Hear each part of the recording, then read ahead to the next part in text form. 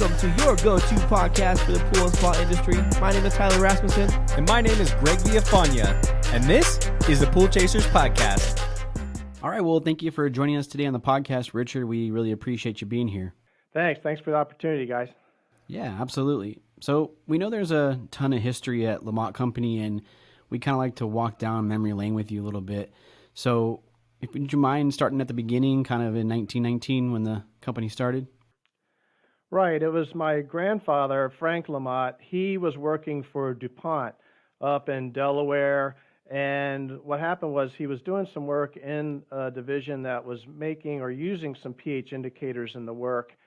And what happened was with the war breaking out, the Germans really had the only pH indicators that were being produced and made to be used anywhere outside of a laboratory. So he pitched the idea of starting a new division or a part of DuPont to have these pH indicators, and they didn't go for it. So he said, well, I'm going to take some time off and start a company doing this. So he had a house not far from Baltimore and went ahead in downtown Baltimore and started making pH indicators and quickly, obviously, doing pH test kits, initially for different applications like drinking water, public health applications. But that's really where he got his start, was just he wanted to go do his own thing, and so he left DuPont temporarily, I'll say. Yeah, that must have been the true test for all of those different things back in the early 1900s, right? Yeah, there was a lot going on. That was amazing if you look up in the history books what was going on during those time periods. I mean, if you think back and look up things like, that's back when the I guess there was, even before Prohibition, I think it just started. So, we could have pH indicators, but you couldn't drink, and different things like that. But I think what's neat is that he got started in downtown Baltimore with a couple of chemists, and then DuPont called on him again in the mid-20s after he had the company started and doing pretty well, and asked him to do a project out in Montana on tannins. I guess they were extracting tannins from tree barks and things like that. And I guess it was important enough to DuPont where they made him an offer he couldn't refuse, said he'd only be gone for about a year, and a year turned into about 4 or 5 years. And during that time, he was in constant touch and still at president, for LaMotte Company. But what happened was one of his key employees then was actually a Mr. Taylor. And a Dr. Taylor, who was working as a chemist for my grandfather, who was, of course, a chemist himself, he decided after my grandfather came back that he wanted to start his own company. So he left our company in 1929 to go start Taylor Chemical, who makes all the Taylor test kits these days. Wow, that's pretty crazy history. I remember you told me that on a previous conversation we had, and I thought that was very interesting. I mean, what was their relationship like moving forward then after that? Was it pretty competitive, or were they still friends? It was competitive. I think he had, I think he had another chemist that went with him that was good. So it was competitive but polite. There was not exactly, they weren't hugging and kissing, but they were certainly competing one-to-one on a lot of different things. And Dr. Taylor had a way he wanted to do things, and my grandfather, he had a way he wanted to do things. So it just it worked out in the long run. And right now, we have other competitors just in the commercial pool side. Obviously, Dr. Taylor's group is still going strong and under new leadership up there. But years later, we moved from that area across the bay. But in those 20s, we started doing things like we made some test papers for chlorine. We did a lot of different things. We started doing some things with blood chemistry. There was a lot of interest in testing different things in the bloodstream. And then we went into, in the late 20s, early 30s, into some soil testing as well. And so what happened was I remember hearing that in those early days, the company was successful enough that during the Depression, we had strict instructions to go to the back of the bank in downtown Baltimore and with a special knock on the door and get in, because there were people having runs on the banks in the front door. So we had to be very careful about, it's just like today with a pandemic, some companies are making money and other companies are really struggling. And at the time, we got through it because he had a unique chemistry that everybody wanted and the health departments wanted. We were doing a lot with the health departments in the late 20s. They were checking on drinking water as well as swimming pools. And Frank, my grandfather, he was a graduate of Johns Hopkins University, and that, as you know, is in downtown Baltimore. And he also had some good friends there. And one of the guys there, I believe, was Dr. Inslow. He was one of the ones that first created the systems to chlorinate drinking water. And so he came and worked with my grandfather to do a OTO chlorine test and combine that with a pH test for swimming pools so they could have the first OTO pH test kit sometime there in the late 20s, early 30s. Wow. I'm curious, was it a pivotal moment when there was that transition from using glass to plastic? You know, the way that, you know, you have the, you know, the different chemical or testers and things like that. Was that a big sort of change? Because I imagine that glass has to be much more expensive than, you know, plastic containers.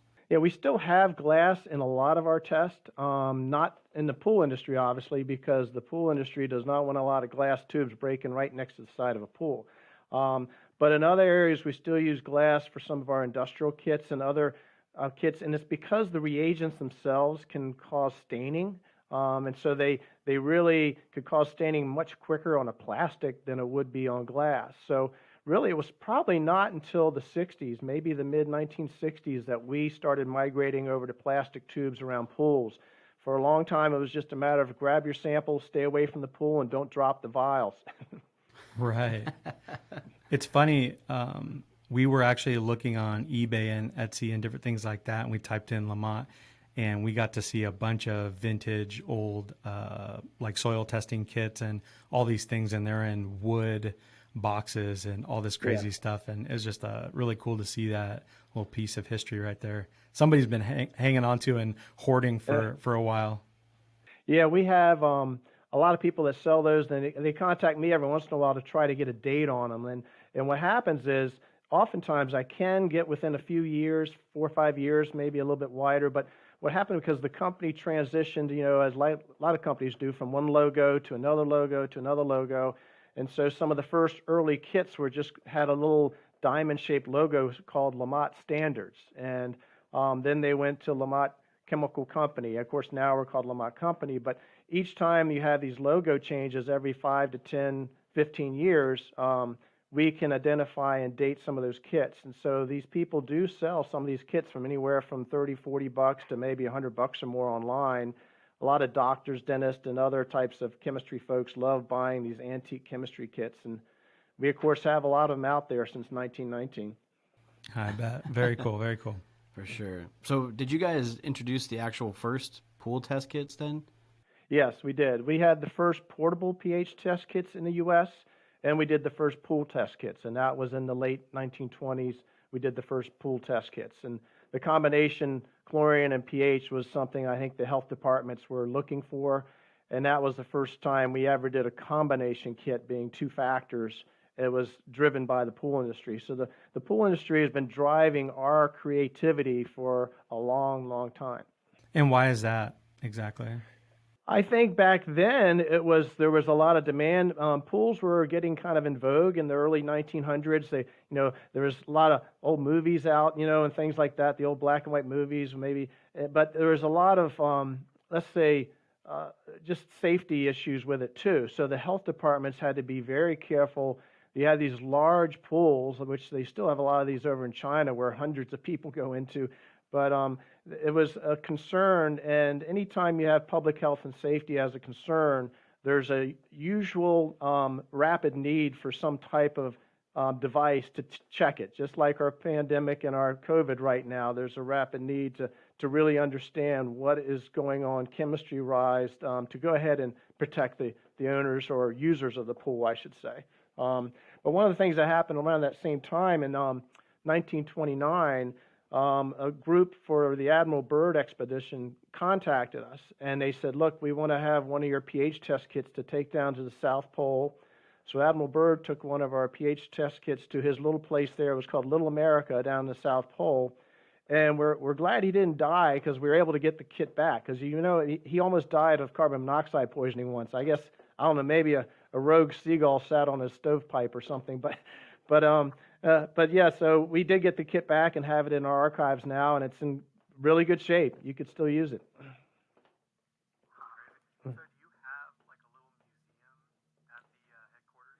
Yeah, we broke out a bunch of the oldies but goodies last year because that was our 100th anniversary. And so we do. It's kind of small. It's just a few items we have in a cabinet. But there's other ones that we've kind of let go of over the years. Some more recently. For instance, we had Steven Seagal using one of our test kits in a movie, and in the movie, the movie was A Fire Down Below.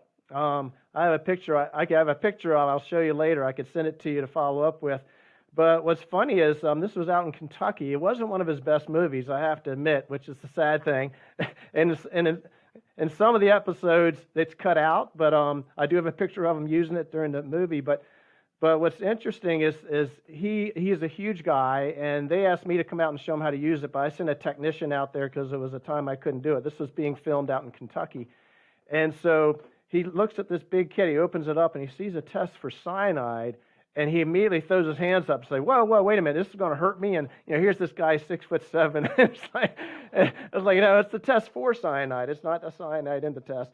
And so the girl who was working for us who went out there to do the training, she said she went to the food line and was standing right behind him in line and didn't realize it until she turned around and she realized her head came up about halfway to his back, And she said the people on the set were kind of funny in that he wasn't supposed to be wearing that black jacket for the whole movie, his leather jacket. He was supposed to be an EPA inspector, and he said, hell with you guys, I'm wearing the black jacket. So they're like, okay. But yeah, we also had some of our vials, some of the pH vials or colored vials we used were in the opening of The Deep. That was a movie back with Jacqueline Bisset, and anybody likes the beginnings of an exciting movie, they have a lot of video of her jumping in the water with Nick Nolte and picking up all these vials that were supposedly opium or something like that. And for some reason, they contacted us, and we made all these vials for them. So occasionally we have something more exciting than swimming pools to play in. Yeah. Well, it's funny you mentioned that because years ago, this was probably back in the 70s, right before I got here, we got a call from the health department or CDC of Canada, and they were very concerned because evidently a truck had overturned in Toronto, and some of our DPD tablets had fallen out into the street, and people had picked them up and took them into bars and trying to sell them as drugs. And so they found people at these discotheques and bars trying to actually, sell this type of stuff. Not too good. I guess if they had some chlorine in their body, they peed pink. So that I don't think they got too far with it. Thank God. But I was going to mention, you mentioned the soil test kits too. That was kind of interesting because during the old days of when we had the Depression and the Dust Bowl, there was a lot of demand to understand what could be put in the soils to make them more productive. And so we started making kits that tested not only pH, but nitrate and other things. And what you would do in that case, you can't just stick reagent under the soil. You actually create like a slurry. Imagine like a little spot plate where you place the soil into this little plate, you add a bunch of reagent to it, and then you tilt it and you siphon off the color that comes out of that soil. So there's different ways to do extractions, but that's what we got into long ago. We still make some soil kits for some gardeners. This year with COVID, all of a sudden the gardening industry took off, so that was something that caught us off guard. And a couple other things. Obviously, the pool industry took off quite nicely this year with COVID going on. So that's just a little update on that. Yeah, very good. And I'm curious, the Dust Bowl, I wasn't too familiar with that, but I've heard of people recently getting like valley fever and different things like that from like digging in dirt and not knowing what's below. And that's kind of more of a Arizona issue. But I'm just curious what kind of, diseases or were there things happening during that Dust Bowl? It was mostly just an extreme drought. I wasn't around then, but what I read was extreme drought. And so what happened was with the winds and drought, it blew a lot of the soil, the topsoil off the fields. So it was more like a drought-stricken Midwest where this wind was blowing all the dust around And imagine like a snowstorm that was constantly just dust and dirt, and it was killing the crops. So the crops were dead mostly from the drought and from the lack of nutrients left in the soil. So it was a combination, bad nutrition in the soil and windy, dry conditions. Wow. That seems so scary. I always think of the movie Interstellar. Have you ever seen that? Oh yeah. No, I haven't. They No. just have these crazy, it's supposed to be, like year 3000 or whatever it is, but they just have this really bad problem of having crazy sandstorms. Oh, And yeah. I'm like, I don't ever want to live in a time where we're dealing with high winds all the time. Yeah, I remember seeing a video of a wedding over there, and not far from you in Arizona, where a dust storm came in right during the wedding. It was pretty fascinating. Don't have a wedding during monsoon season or do it indoors. Yeah, the haboobs are a little taste of that for sure. Yeah. So what is the soil test? What was it used for back then, though? What were they trying to figure out from that? Yeah, what they're focusing on is a couple of things. pH, by far, number one, is that certain crops do better in certain pHs. So they need to say, if they can't afford, like if I'm a farmer and I have a certain pH, let's say around 6.5, I might be able to do well in this field with, let's say, corn this season, but I can't do alfalfa. Or if I want to do corn, I know I need to go out and buy a bunch of chemicals to treat it. So they take these samples throughout the field, realize, okay, I'm low on nitrate, I'm low on pH. If I want to really grow things well, then I have to have this field tuned in. These days, they have things much more advanced. These guys will send off samples to universities, but now they have even systems on plows that, as it goes through the soil, it can test some of the soil basics and figure out what's best to plant here versus there. So they've really have come a long way from the old days of just taking a pile of dirt out and testing it in a lab. Wow, that's incredible. I feel like there's like so much tech in the farming industry. They've really had to roll with a lot of punches. And I feel like I'm always hearing about innovations in farming, but that's really cool that they've got a rig that will actually pick up that data from the soil. Yeah, that was something in the news I saw recently. It was fascinating news, but the tech in these plows and other types of devices in farming these days is pretty interesting. I don't know how they can afford it. So it's one thing just affording a nice pickup truck, but these things are amazing. That's the real first self-driving autonomous vehicle right there. We're trying to do it on the roads, but farmers been doing it for a second now. That's good. Yeah, and I think now they're looking at things. I've seen things like drones that will go out and plant either crops or reseed forest. That can drop plugs into forest. So there's a lot of interesting things going on in soils, but I know we're into pools, so I better get back to that part. No, it's part of the history. I mean, you look at that. That's a vital part of our U.S. history. That you guys help prolong and help these farmers, grow their crops and continue to feed, America during those hard times. So that's really cool that you guys were, adapting to blood tests and soil tests and other things we'll get into. But it's really to be open to something like that is impressive in itself, that a company would take that challenge on and develop those things. Yeah, and to finish that thought, the reason why homeowners still use these today, different kits like ours for testing soils, is if you have a garden, you might want to plant, tomatoes and all sorts of different vegetables in different parts of the garden. But unless you know what type of pH you're dealing with, and nitrate and phosphorus and all those, you could have a really crappy crop, And so, for instance, if you're planting trees around your house, if you want to have azaleas, you better have a really low pH because they do not like normal pHs. So there's certain plants that will be very successful and unsuccessful in soils, and that's why a lot of our equipment does go to schools and high schools where they work on projects testing what plants are good in what soils. And it's so we do sell a lot of the soil testing equipment to the VOTEC and high schools and that just to help educate our students. Wow, that's very, very cool. Yeah, and so what kind of happened after, the soil test kits? Yeah, so back in the 50s, what happened was, which was kind of exciting, was we were actually making our own pure phenol red. We weren't buying it from other manufacturers overseas. And so we got a call, I guess, from the Jonas Salk vaccine people. So here we are in vaccination, mode all over again. But as you know, he had the polio vaccine. They found out early on, I guess they didn't have 80 degrees below refrigerators, but they found out that if they had a phenol red indicator in that vaccine, they would be able to tell if it had gone bad before use. And so we were all of a sudden making tons of phenol red for the people in the Jonas Salk vaccine. So that was a big plus for us. It's one of those things where you kind of fall into something, because we were doing some medical industry devices back then. We were testing blood chemistry. We had a test for syphilis and gonorrhea. I guess that was popular in the military. And we did a lot of those blood chemistry things, but then finally got out of it.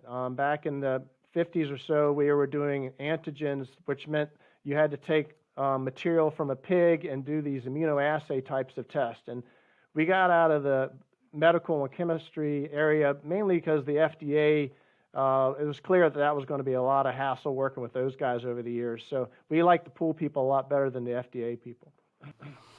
For sure. I bet.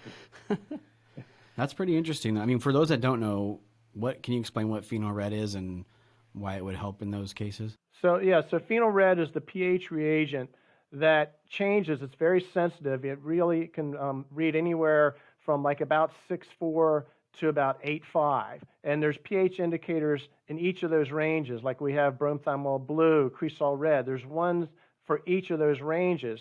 Whereas a pH meter can go from 0 to 14. If you're doing it chemistry-wise, you have different pH indicators for different ranges, like one that's like 0 to 3, 3 to 4, 5 to 6, and then phenol red just happens to be the one that's 6.5 to 8.5.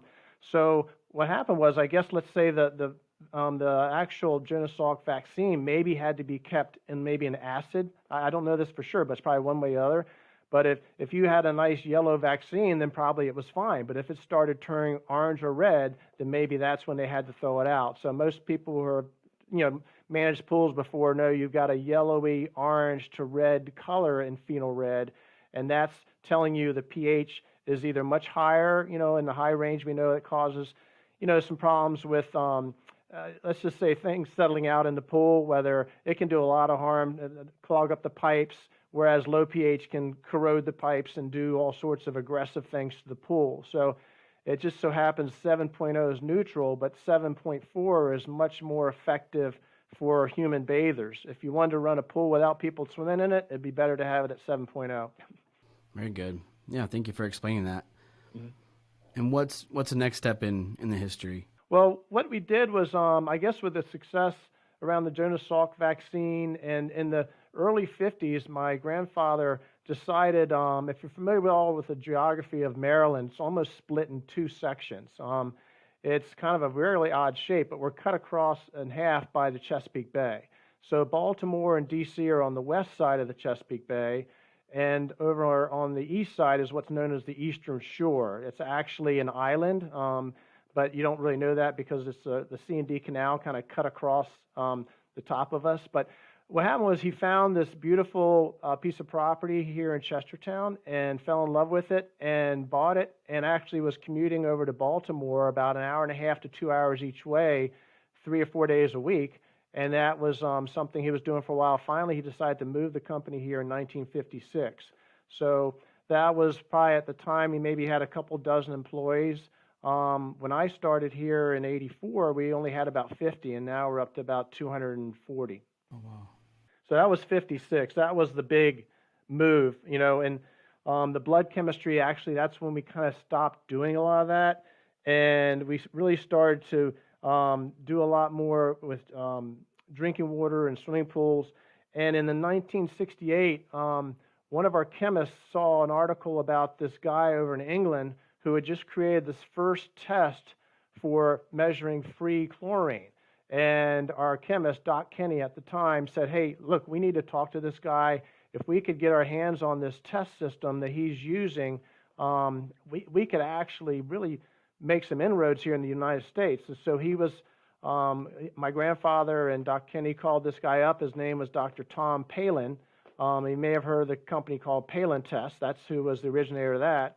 but he had created this DPD, it was called diethyl P phenylenediamine test for free available chlorine, which was the active amount of chlorine, which OTO really couldn't measure that well. And what happened was he designed it primarily for the drinking water industry. He was in the actual drinking water treatment industry for like municipal waters, things like that. I met him a few times in the early years when he would come over on visits. Very gentlemanly, elderly guy, just great character. And so we got the exclusive to bring DPD into the United States in 1968. And we worked with them for a long time. Then by the mid to late 1980s, they were making other tablets, and some of their chemistries were like, hey guys, this is good, but it's not quite what our people want, let's just say, rather than say it wasn't working as well as we expected. And so they were like, well, heck, our patent's running out on DPD. We want to come into the United States. So we could see that happening. So in 1988, we started setting up our own DPD tableting operation here and started making tablet reagents in 1988 and have been ever since. Yeah. For those that are unfamiliar with that, how does that process work? So what happens is, first of all, it's a big investment. What happened back in 1981, 82 is there was a company called Thomas Scientific, or Arthur H. Thomas Corporation. And they are still our owners. They actually bought us back then, just about a year or two before I came on. And what they did was they were able to infuse money, and they were the ones that said, hey, look, this is what these guys are doing. Here's $500,000. Let's go make these machines and make this happen. Whereas as a small company, on your own with just a couple of, let's say, some family and other part owners, because what happened was when my grandfather had sold it off to, I guess it basically handed the company over to my uncle and some other members of the company, just here's your stock share, here's your share and all that. They had to make the decision then back in 81, 82, do we sell off to this big Thomas Scientific Company, which is a really large equipment company that sells laboratory equipment. And so they went ahead and made that decision, but those were the guys that said, okay, no problem, here's a check, go make your own DPD. And same thing happened when test strips came along, and we saw the market demand for test strips back, in the next decade, in the 90s, we saw all of a sudden a lot of demand for test strips. They're like, okay, here's a check, go make it happen. Wow. That's so cool. And, since we're still kind of in the history, I'm curious, how competitive was the marketplace, competing with other, manufacturers of like kind of in the same space as you? What was that like? Because, you're going after, military contracts and different things like that. From a business perspective, you're juggling being innovative in this space as well as trying to keep the lights on, right? Right. Yeah, so there was, during that time, let's say in the early 80s, going back to then, obviously Taylor was a big competitor in the pool market. They were putting a lot of effort in there. They were focused on the swimming pool market and the industrial water treatment market, which means the boiler, cooling tower guys, these guys that take care of, they didn't really do anything in drinking water. They mainly dealt with the industrial water processes. But they really focused hard on that. Meanwhile, we were a little distracted into working in the soil area, the science education area. So we were very diverse, which also meant we weren't, let's say, chasing after the public pool market as much as Taylor was. So we were also going after the drinking water industry, which another company called Hawk, they were going after. Hawk ultimately bought out ETS, the test strip company you probably are familiar with. But Hawk was doing a lot of what I call inline and fancy equipment, which meant that they were doing machines where you could put it into a water treatment plant. It would take a sample in, run that DPD reaction, and then flush it out. So they were focusing on high-end equipment. We decided we'd go in the middle of the road. We were going to try to take some better equipment from the simple chemistry by doing electronic meters and things that Taylor was not doing. Very good. I have a crazy question, because I do this from time to time, is ask crazy questions. Somebody being in this space, do you think it's ever possible to take the ocean water and convert it to, actual usable water for taking showers and drinking and different things like that, but on a mass kind of worldwide scale? I'm just curious what your thoughts are on that, because I feel like people don't quite understand kind of the kind of the drought that we can be in sometimes, and it doesn't really get talked about.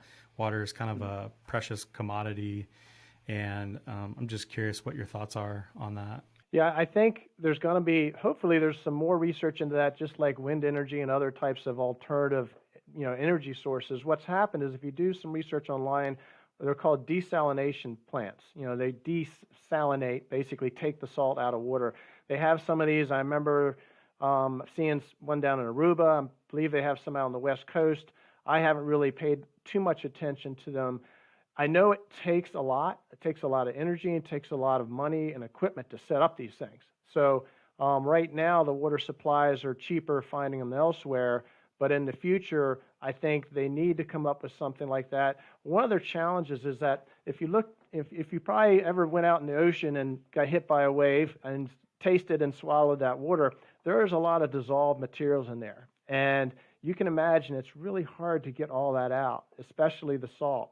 And when you have high levels of salt, to kind of get that down to a level where you could drink it is quite a task. Whereas for using it for other, let's say, gray water applications, that's what they call things like water in the lawn. I was recently looking at a water treatment system for my house, and they said, you got to get this. Unless you have a sprinkler system, you got to get the bigger one. I'm like going, whew, thank God I don't have a sprinkler system. But you guys out there in Arizona, there's probably ways to set up a system where you can use that in a sprinkler system, but it needs to be properly conditioned and cared for, because if not, those systems can go bad. A lot of the sprinkler systems, the real expensive ones, do track their water chemistry pretty well, because if you invest tons of money in a very high-end sprinkler system, some of the ones I'm talking about, there's above ground ones you see out in fields, that can be very costly if the water quality is not good in those sprinkler systems. So going back to desalination, it is a good idea, but to show you how hard it is, that's why some guy was one time trying to get money to bring icebergs down to melt those. so I think it's worth you investing in. So go ahead and invest in desalination and let me know how it works. Because it could be good. It's going to be good one day. It's got to.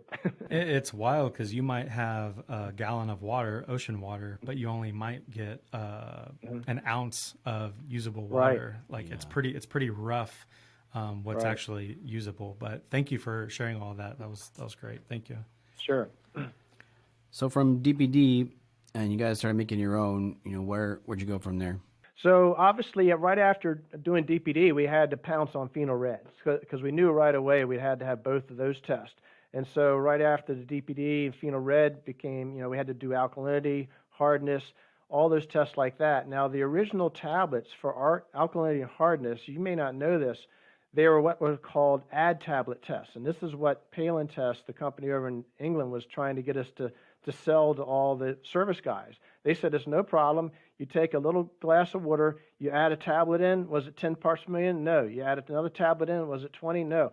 You guys would be out there for an hour adding tablets, 10 parts per million. So I was like, our guys are not going to do this, guys.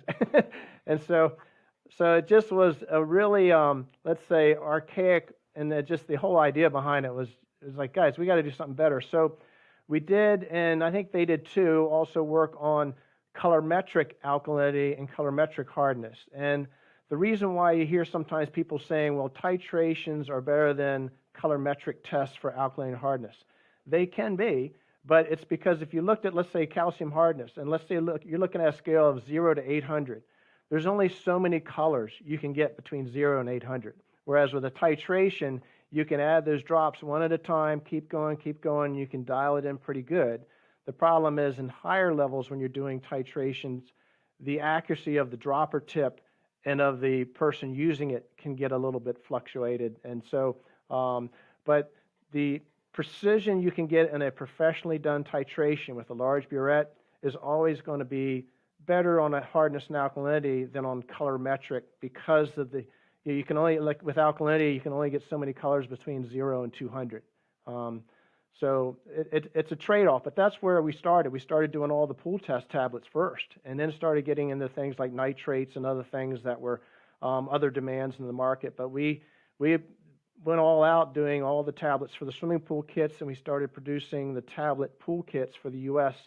which were really popular in public health applications like public pools. But the service guys, they didn't want to sit around and wait for a tablet to dissolve, because in the early days, those tablets took a while. It was a while longer before you could add some effervescence and things in there that would help them break up better, faster, because service guys just did not have the time to be waiting around for these things to dissolve. Right. Wow. So you guys took those steps in developing these different and advancing it, huh? Keep advancing the technology. That's pretty impressive.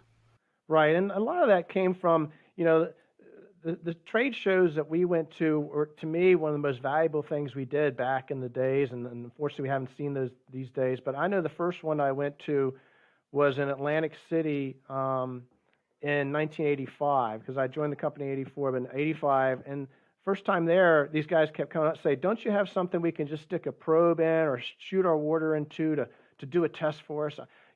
I don't want to like add all these drops and put all these tablets in. Look, I got a lot of pools to clean. I don't have time for this crap.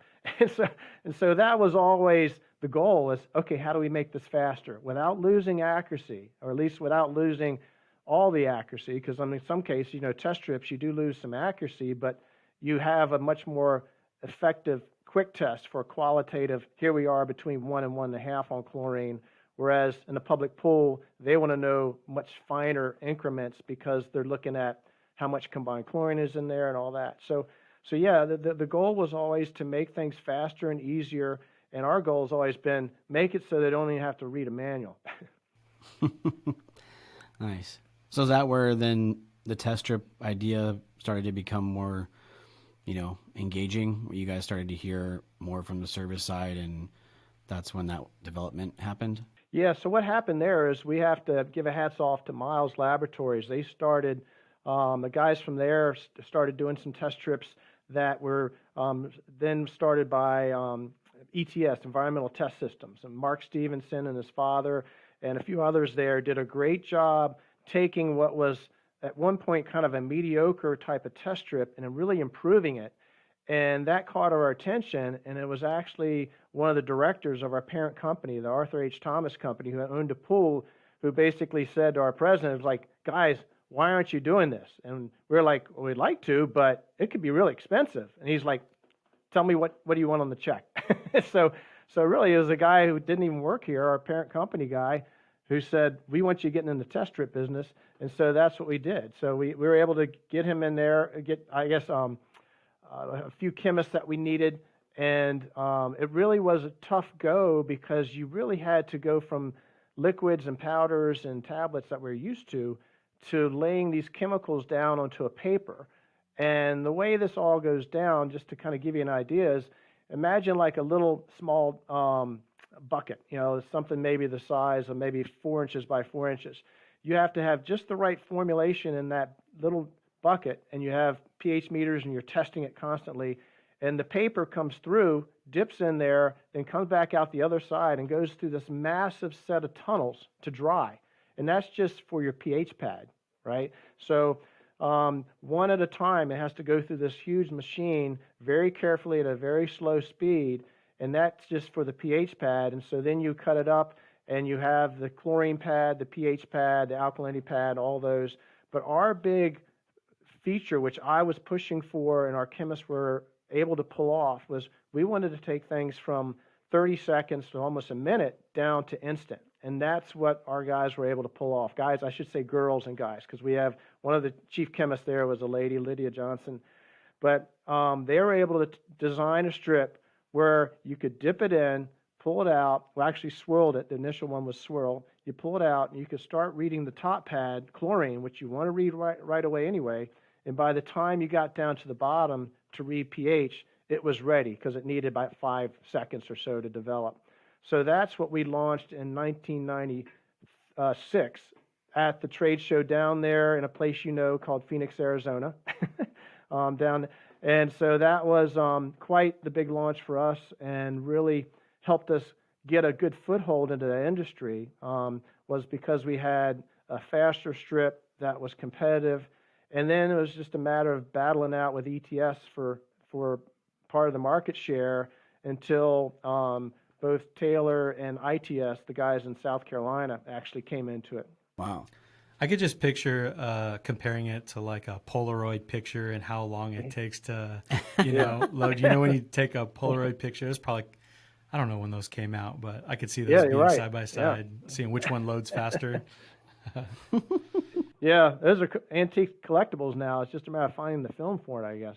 But yeah, that's what it was. And I think but if you look at it from a serviceman standpoint, rather than sitting around adding all these drops, if he could put a strip in, pull it out, and wait 30 seconds, that was a lot faster than putting all these drops in and doing all that. But, what's interesting is some of the funny stories we heard over the years after strips came out. We had, some guys from both dealers and service guys. They were telling us that they would cut them in half lengthwise so they could get twice as many strips out of their bottle. And then this one guy, he came to the show at Atlantic City and said that he had a woman come in and brought in the strips and said, these don't seem to work well because the first time I dip it, they match fine, but the second and third time I dip the strip, it doesn't work as well. So she's using the same strip over and over again. It's not reasonable. Yeah, I mean that's the other fun part of the trade shows. You get to hear some of these stories like that. One I meant to tell you on DPD, it was in the 1980s, was that this guy up in Connecticut, he contacted us, and he had been a long-time DPD customer. He had a lot of our kits he sold to the public pools up there, and he had this guy calling him, kind of cussing at him, saying something's wrong with your chlorine. And this is a big public pool this guy has to take care of. I mean, the guy with his company's called Pool Doctor. And he said, okay, I'll come right over. I'll see what's going on, what's wrong. And so he shows him. He does the test, and he sees there's no chlorine in there. And he looks in the skimmer, and there's all these pucks in there. He's like, well, I don't know what's going on. So he said, well, show me where the chemical is. Because you did buy this chemical from me, right? So they were getting ready to get in this argument about the chemical not working. So he goes into the little room off the pool side, and he sees these two trash cans put on the wall.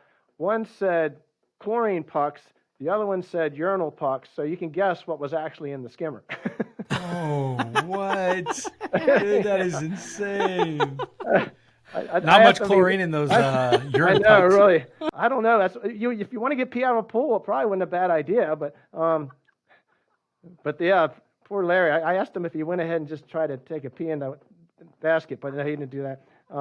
But that was intentional, though, right? I don't know. I don't know if it's like the guy in Wisconsin trying to mess up the vaccines, but I think I think maybe somebody just pulled from the wrong batch. I don't know if they really intentionally did it, or you never know. They might have intentionally did it, but at least you resolved the problem. That's the fun part of chemistry. Is a lot of times it helps you resolve problems, and occasionally you get stuck and you can't, but other times you're like, okay, here's what's really going on. Right. Yeah. Glad they didn't have to throw any blows before they found out what was really going on. Yeah, that's crazy. So, but on the 80s, we started doing a lot more with the plastics, and we started in the late 70s doing instrumentation. So this would be where, let's say you had a colorimeter, that was in the mid to late 70s, where you take a vial, you put the DPD in it, and you put it in the colorimeter. And in the old colorimeters that we had then, you would press the button, and a little needle, it was an analog scale, a little needle would go across on a scale you had behind it. It was the chlorine scale, the needle would go across and read 1.0, right? You pull that scale out, you put in the pH scale behind this needle, then you put the pH sample in with the phenol red, and that would go up and read 7.6. So the original ones were kind of these archaic-looking things we could show you pictures of sometime before the digital ones started coming out, more in the early 80s. And that's kind of where we've migrated from there. We started doing a lot of digital colorimeters to really make it so you could get a lot better readings on these colors. But one of the problems still is a key there was that you're using glass vials next to pools. So you had to grab the sample, get away from the pool, and do that. It wasn't until 1996 when we really designed a system that was... it was 1998, that we started to do the system called UDVs. And these are those unit dose vials. You maybe have seen them. They've been used a lot in swimming pool stores. But they're little spectrophotometer vials. They're only about 2 inches high. And we devised a way to put powders in each of those vials. So all you had to do was come along with a syringe, place the syringe in the vial, squirt the water in, and that was your chlorine test. You put it right in the meter, throw it away. You do that for pH, throw it away. So what that did is it took the traditional type of testing of, let's say, maybe anywhere from 7 to 10 minutes of doing a whole set of tests in a pool store, from copper, iron, all the way across if you want to do nitrates, but everything, hardness with titrations and all that. It took that from about a 7 to 8 minute test plus all the cleanup, where they had to clean everything, dry everything, or else they're going to get bad results, to 3 minutes, you're done, and no cleaning required. So that was a really big shift, at least a paradigm shift in the marketplace. So we quickly had thousands of those labs out into the marketplace, and there's probably anywhere from 7 to 8, maybe 9,000 pool stores in the country, and we had a really large portion of those using those labs because they're so much faster and easier. And at that time, was that for homeowners, or were there enough service companies out there that were wanting to buy those? No, it was really the first, they all went to pool stores. There was a few service companies using them, but the cost per test was running about 20 cents each for each of those vials. And so the pool service guys are like, wait a minute, guys, I can get my whole set of tests on a test strip for 7 cents. I'm not blowing 20 cents a test. So it just wasn't designed for that end of the market. But it was, no, consumers wouldn't buy it. It was just for the pool stores. And they were learning, see, at that time, they were learning that Walmart, all these different mass merchants were eating their lunch on pool chemicals, so they had to have some way to get people in the store. And that's why it was critical to keep people coming in the store. They wanted to have this nice full-size lab where they could run people through quickly, but if they had a line, people would leave and go to Walmart. So we want fast, but we want it real accurate, and that's what we did. Right. That's awesome. Yeah, that makes more sense. They were in the pool stores. I thought they were going to the pool stores and people were buying them, but they was at the pool store so that people could bring their water in and get it tested. Right. Okay. Mm-hmm. And So, what was, I'm curious, okay. what were the big pool store chains back in the 80s? I know Paddock had some down there in your area. Let's see. Of course, Leslie's had some of theirs. Pinch a Penny always had some. A lot of them were independent. To be honest, when I first came to the market in '84, most of them were independents. And you would have some stores that were obviously just big BioGuard stores. That's just all they had was their BioGuard logo on everything, top to bottom, probably even on the toilet paper in the restroom. They just, everything had to be BioGuard. And to their credit, they did a great job. But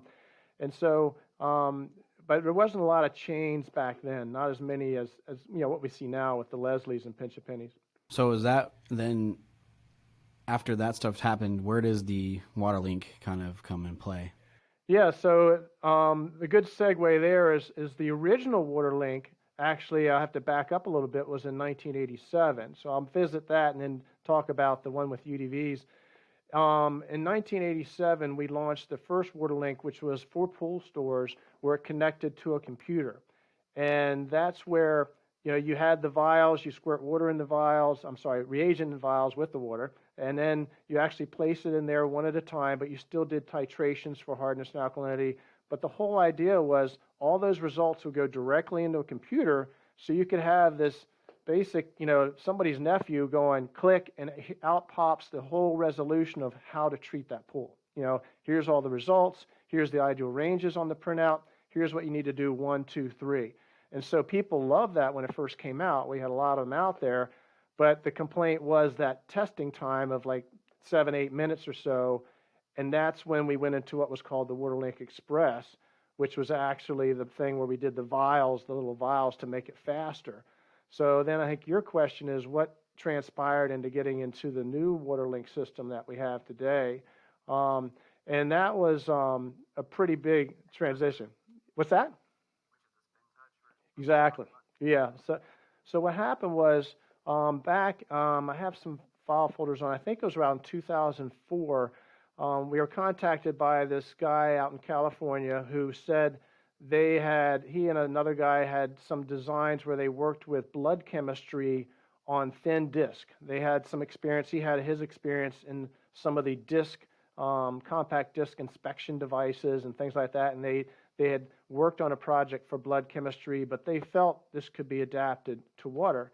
So I remember talking to him and finding that I thought he had some good ideas, but the regular CD that you and I put into the stereos, or if you still use any of those, would be way too thin. In other words, optically, if you send a light through that, you can only get so much color out of something that thin. And so we worked with them from 2004, and finally in late 2012, the product came to fruition. But it was a solid 7-year plus project, and I've got file folders a mile long about all the different parts that went into that. One was, of course, making these dried reagents that would go into this little disc.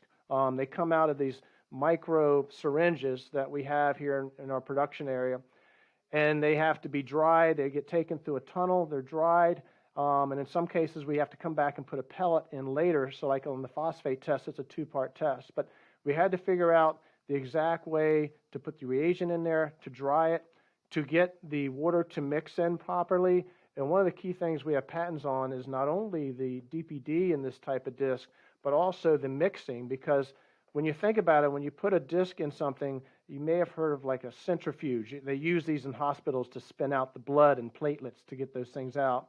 When you do this, that's all by pressure. We needed to actually have things mixing. So what the developer helped us with was he actually came up with this idea of like little metal beads, steel beads that would go into the disc that would then stir as the thing rotated by having magnets on the outside of that disc. So inside the meter is an assortment of magnets that actually are high-low magnets, so the bead goes up and goes down as it's mixing around. When we first heard this idea about putting in steel beads into the disc, I was thinking, how's this going to work? Anytime you put a metal next to a reagent, something's going to happen, But what they managed to do is actually, if you look at it closely, it's kind of like, imagine like a figure 8, but with a really tiny top to that 8. There's a little section off to the side of that well that the bead goes into where the mixing can occur, but it's not in direct contact with the reagent in the well next to it. So this guy was brilliant who helped us do all this, and it really became an interesting project that for the first 3 or 4 years, I wasn't sure if it was going to come to fruition. My brother David LaMotte was he was president for years until recently when he retired just a few months ago, but he really helped push this along. He saw, and I did too, but he saw what could come of this if we could do this, because ever since I said that first day I went into a pool show, somebody said, I wish I just had something we could squirt the water in and have it tested all for us. It's like this was really the home run that a lot of people have been asking for. So what happened at that point is we did a lot of work on this. Like I said, it took us almost 7 years to finally get it right. And when we did, then it came down to trying to make these things. And so I can tell you some more stories about that, more current stories, which are kind of interesting because we've been affected by COVID this year, a little bit about that. But what's happened is when we first came out with it, it was specifically for pool stores. We had a little dome-shaped instrument designed to just sit next to a computer, because we knew that initially the service guys wouldn't want to take an expensive device like this out into the field.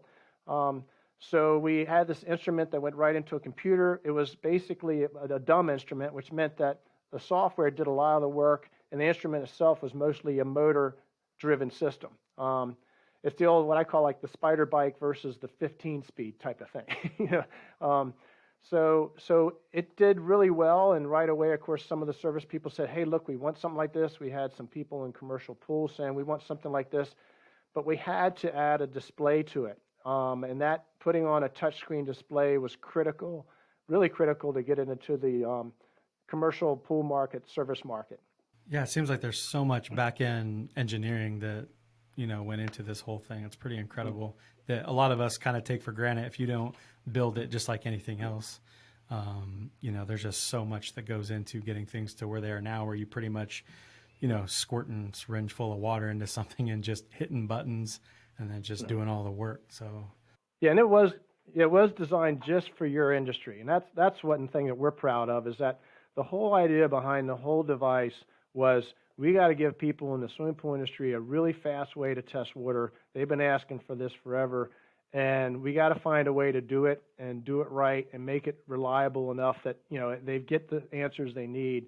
So it was thrilling for us to finally see that come to fruition. I think the main frustrations after that were just trying to get everybody's computer working with this.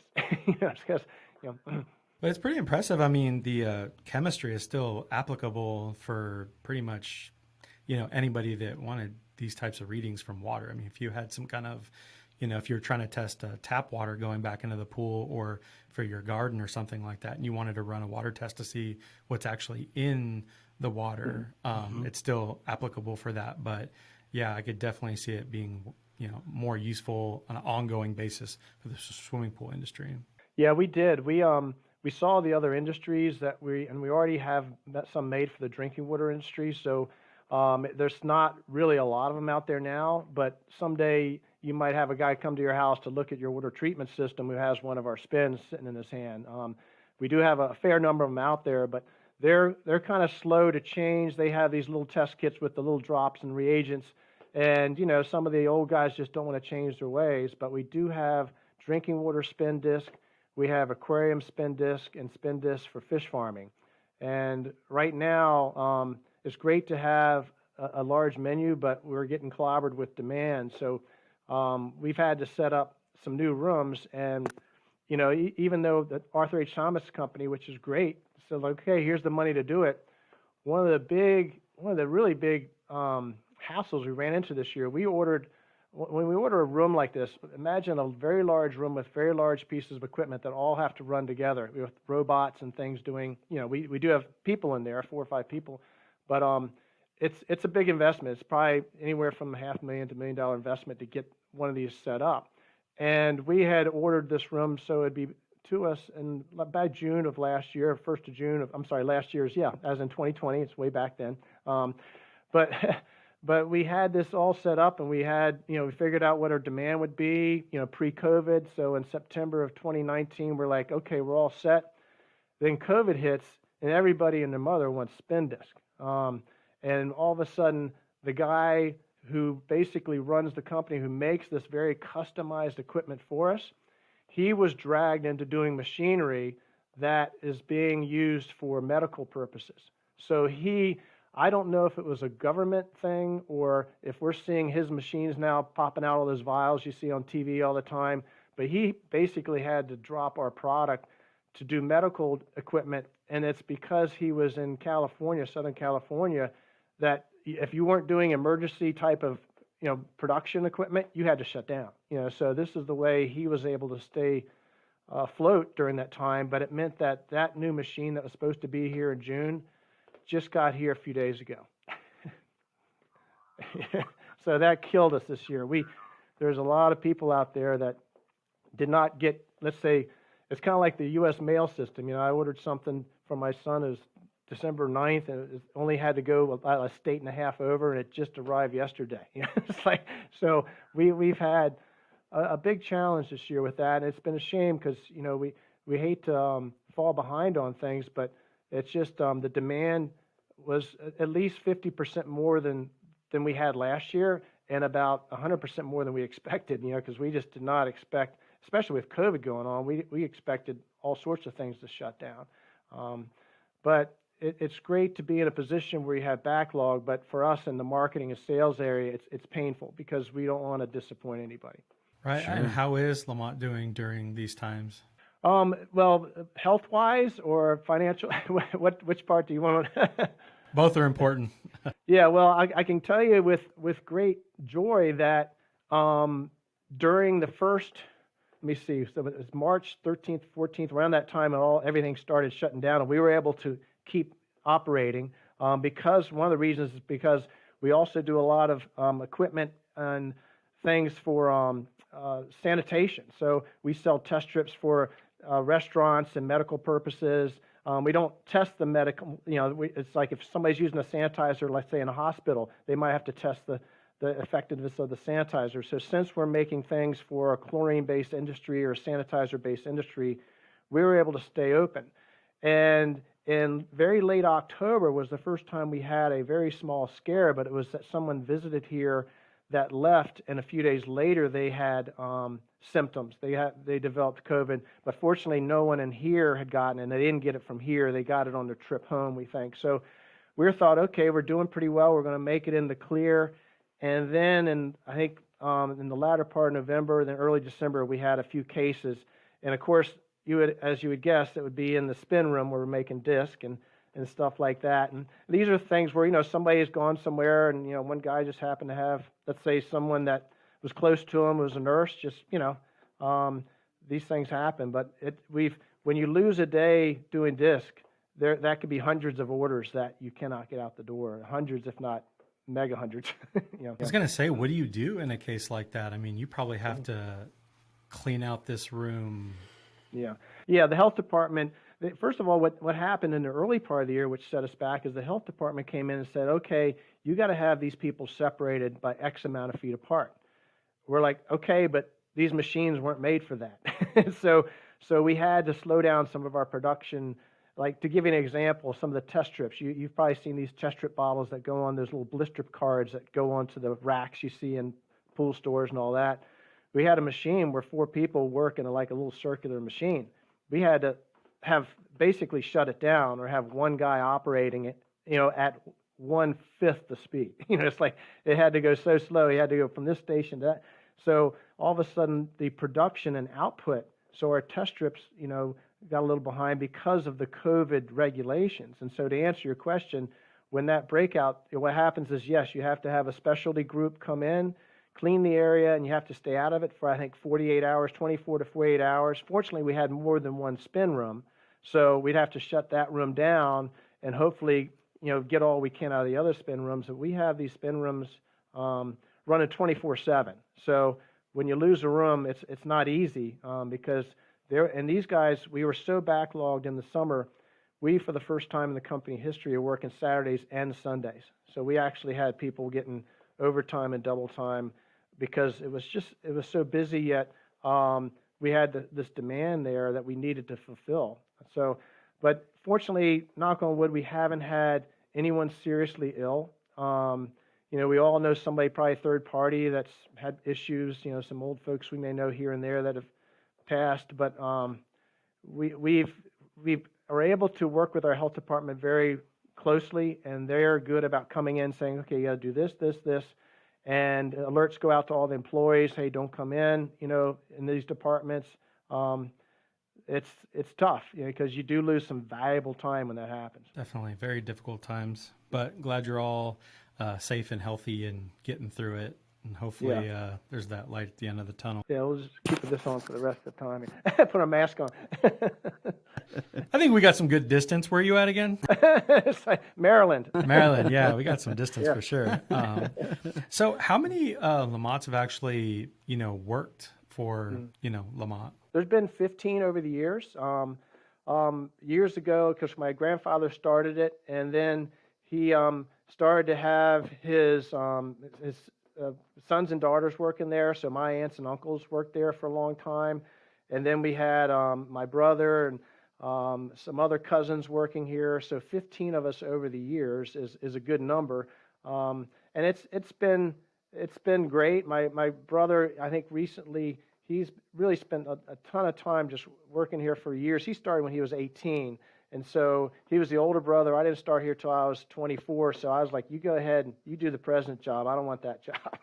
I was going to say, what is that like? I mean, they're just, I can imagine being younger kids at the dinner table like, yeah, he's going to be the next CEO. This one, not so much. He doesn't have what it takes.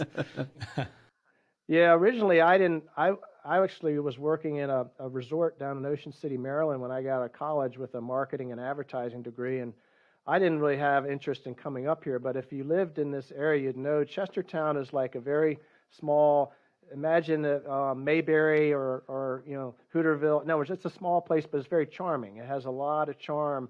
So once you get past your 20s, you're like, hey, this place is nice, But when you're in your 20s and you're living at the beach, having a good time, it was tough for me to give that up and come up here to Seatown, as we call it. Nothing was going on. But after a while, I think what's neat is when you're working with a small company, anybody can make a difference. We had somebody reporting on something recently where somebody found something that they could really make a serious difference that could maybe save us $400,000 a year just by doing something that she researched and really worked hard on. And when we do find, we have things set up, you've probably heard of lean initiatives and this stuff set up by Toyota, where they have these plans and programs where they really try to make things effective and efficient, and, they can make a suggestion. If it saves us money, they're going to get a piece of the action. So it's worth it. Very cool. And are you kind of using more of that Kanban system that Toyota's, pretty much started from the very beginning back in Japan? Yeah, you know about it. Yeah, it's we use that, and of course we have computer systems, but the problem these days has been making enough stock to keep up. And so we're getting some help in that area, some extra help to stock some things, because it's just, we don't want another year like we had this past year where we just couldn't keep up as well as we'd like to. I mean, fortunately, our sales were up, so obviously we grew, but we just don't want to disappoint anybody. Right, because you do have some products that have a shelf life, correct? Mm-hmm. So it's difficult if you're trying to get ahead, because if it doesn't sell, you're too far ahead, mm-hmm. then it might have to be thrown away. Right.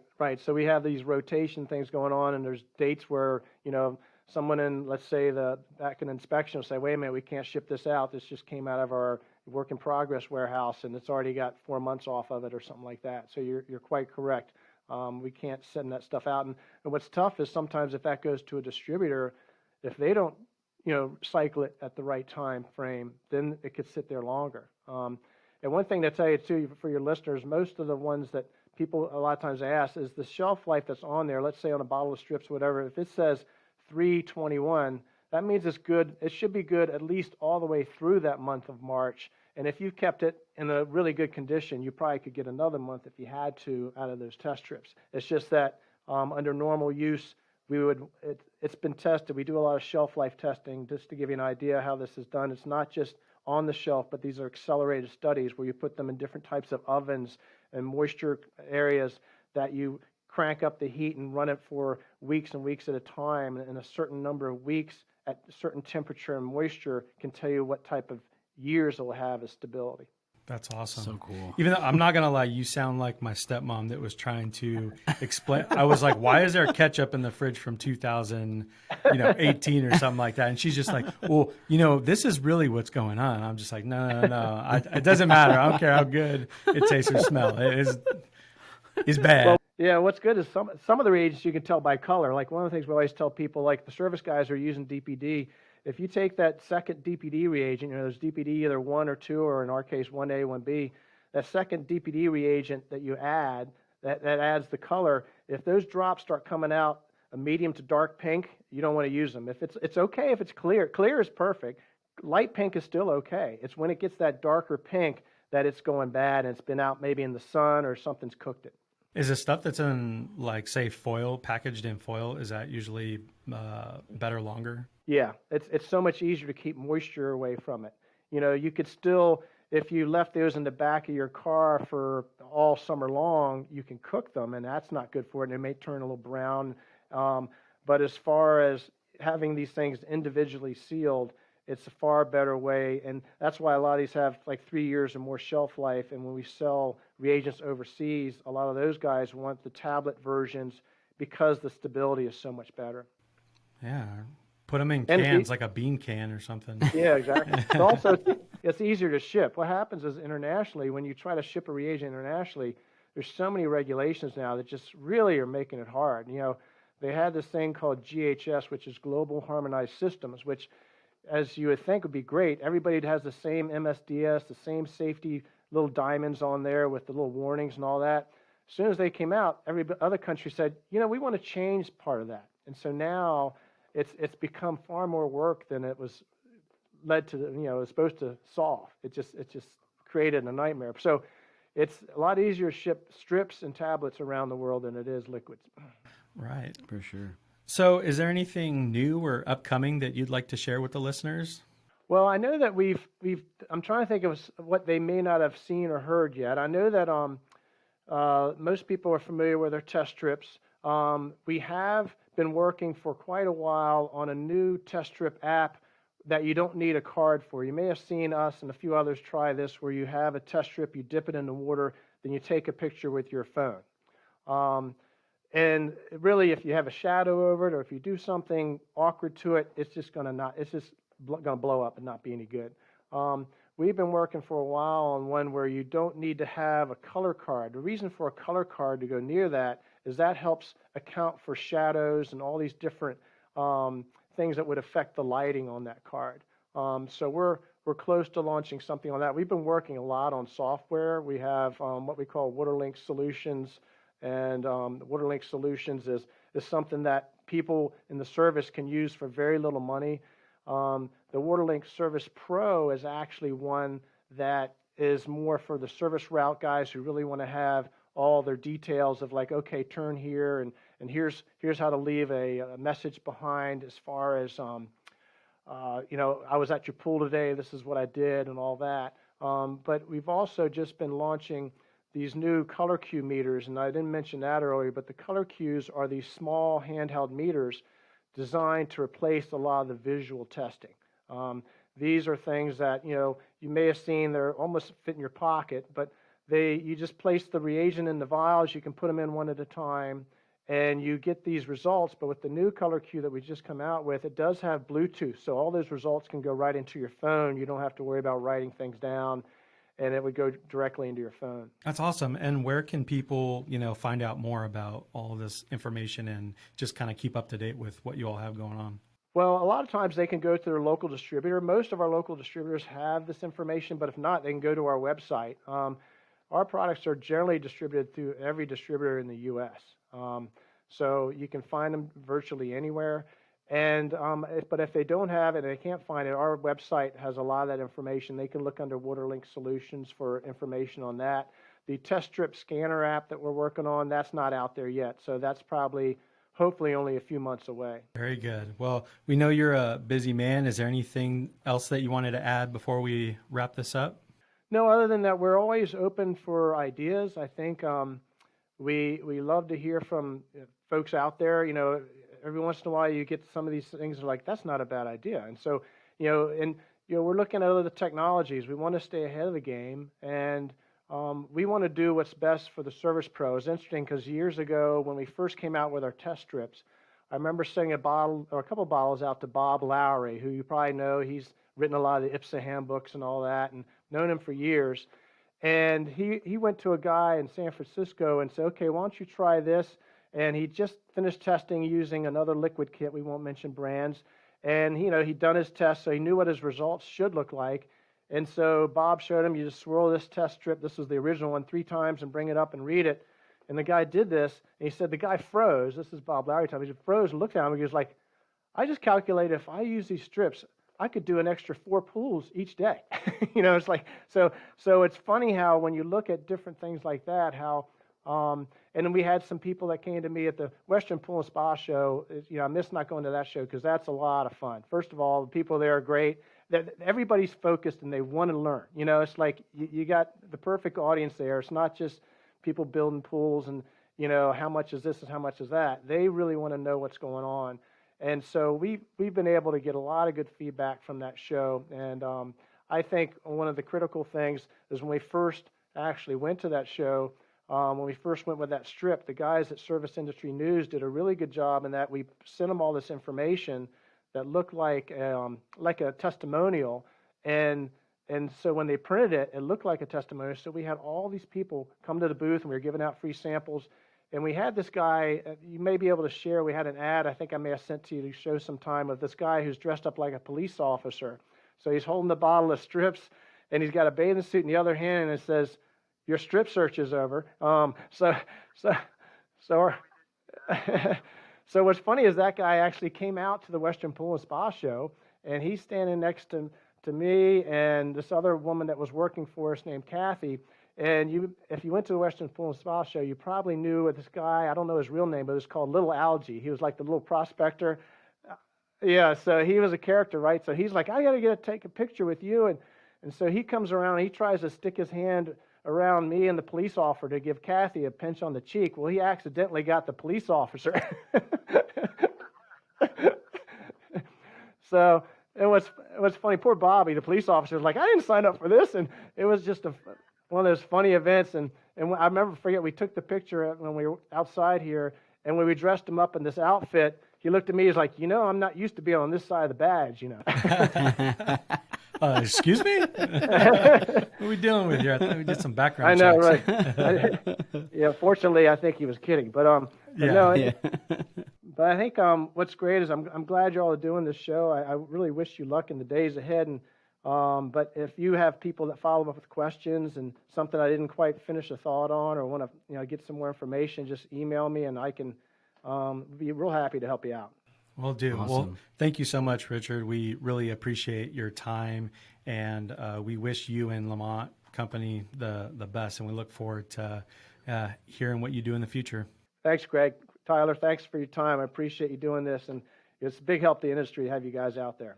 Thank you. Appreciate it.